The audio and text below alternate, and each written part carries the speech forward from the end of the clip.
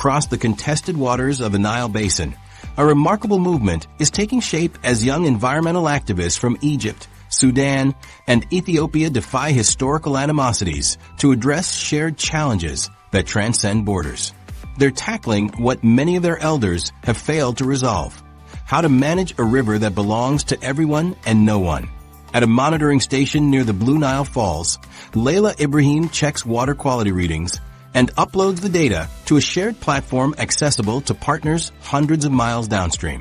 The 26-year-old Ethiopian biologist coordinates with counterparts in Sudan and Egypt as part of the Nile Youth Conservation Network, a grassroots initiative with monitoring posts at 20 strategic points along the river's course. My grandfather told me Egypt was our enemy, Leila says, adjusting equipment that measures sediment levels. But Tarek in Cairo and I video call weekly to compare readings. We're speaking the same language, the language of science and shared concern. The network began 3 years ago when university students from the 3 nations met at a regional climate conference. What started as informal data sharing has evolved into an early warning system for pollution events, harmful algal blooms, and water quality threats that affect communities regardless of national boundaries. In Cairo, Tarek Mahmoud maintains the Egyptian monitoring stations. Politicians talk about water security as if it's a zero-sum game, he explains. But we see it differently. When Ethiopian waters are polluted, that pollution eventually reaches Egypt. When Egyptian coastal communities face saltwater intrusion, it reduces the entire basin's agricultural output. Their approach represents a fundamental shift in how the Nile's waters are conceptualized, as a single interconnected system rather than separate national segments. The network has expanded to include satellite monitoring, community education programs, and joint research tracking everything from microplastic contamination to fish migration patterns disrupted by dam construction.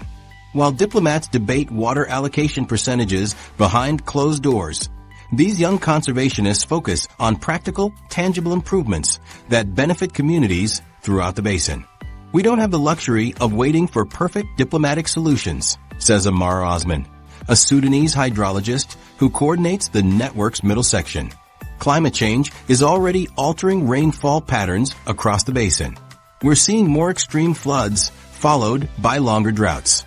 This is everyone's problem. Leila, Tarek, and Amara studied international frameworks to design their cooperative model. They've incorporated elements that address the Nile's unique challenges, its extreme length crossing numerous ecological zones, the historic power imbalances between upstream and downstream nations, and the complex colonial legacy of water treaties. Their work extends beyond monitoring. The network has established community-based conservation initiatives where farmers from different countries share sustainable irrigation techniques. Ethiopian terracing methods are being adopted in northern Sudan, while Egyptian water-saving technologies are finding new applications in Ethiopian highlands. The network recently organized a basin-wide climate adaptation conference that brought together 150 young environmental leaders from all 11 Nile Basin countries. They produced a comprehensive youth declaration on equitable water management that has gained attention from regional policymakers. What makes their approach significant, explains Dr. Joseph Nkurunziza, a water governance expert at the University of Khartoum, is that they're building cooperation from the ground up rather than imposing it from above. They're creating shared identity around the river that transcends national identity. This emerging sense of Nile citizenship could provide a foundation for more formal cooperative frameworks. The Nile Basin Initiative represents an existing platform that brings together riparian countries, but has struggled to overcome fundamental disagreements about water allocation rights.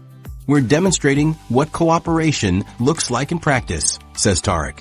When we collect data together, when we solve problems together, we build trust. And trust is what's been missing from formal negotiations. Climate change adds urgency to their work, while also creating new imperatives for collaboration. Rising temperatures and increased extreme weather events are exacerbating water scarcity throughout the basin. Yet these shared threats highlight the need for joint solutions. The climate crisis makes cooperation essential, explains Amara. Our monitoring network has already helped communities prepare for floods and manage water resources during droughts. When we share information across borders, everyone benefits. The network's efforts are gaining institutional support. Several international development agencies now provide funding for their monitoring equipment, while universities across the region offer technical expertise. Some government agencies have begun incorporating their data into official planning processes, acknowledging the value this grassroots initiative provides. What began as a student project has evolved into a model that could inform similar efforts in other contested river basins. The approach demonstrates that water cooperation can begin with practical, technical collaboration rather than comprehensive political agreements. The Nile connects us whether we acknowledge it or not, says Leila. Our great-grandparents understood this.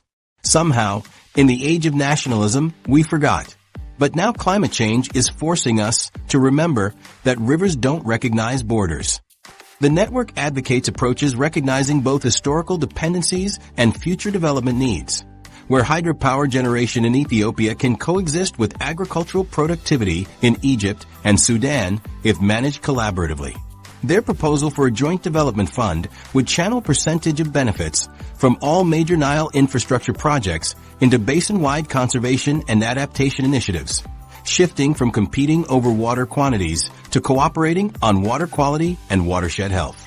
We're talking about sharing responsibility for a resource that has sustained civilizations for millennia, explains Tarek, and could continue to do so if we manage it wisely.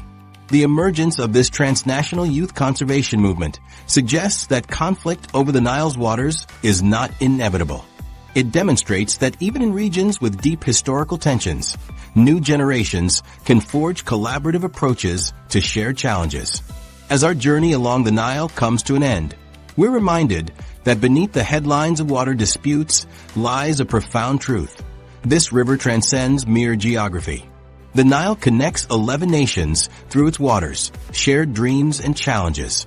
The Ethiopian farmer and Egyptian fisherman may never meet, yet their lives intertwine through this ancient waterway. Their stories reveal water as identity, sustenance, spiritual connection, and enduring hope. The Nile teaches us that our differences dissolve when we recognize our common humanity. By seeing the faces behind resource conflicts, we find solutions that honor both human needs and nature's boundaries.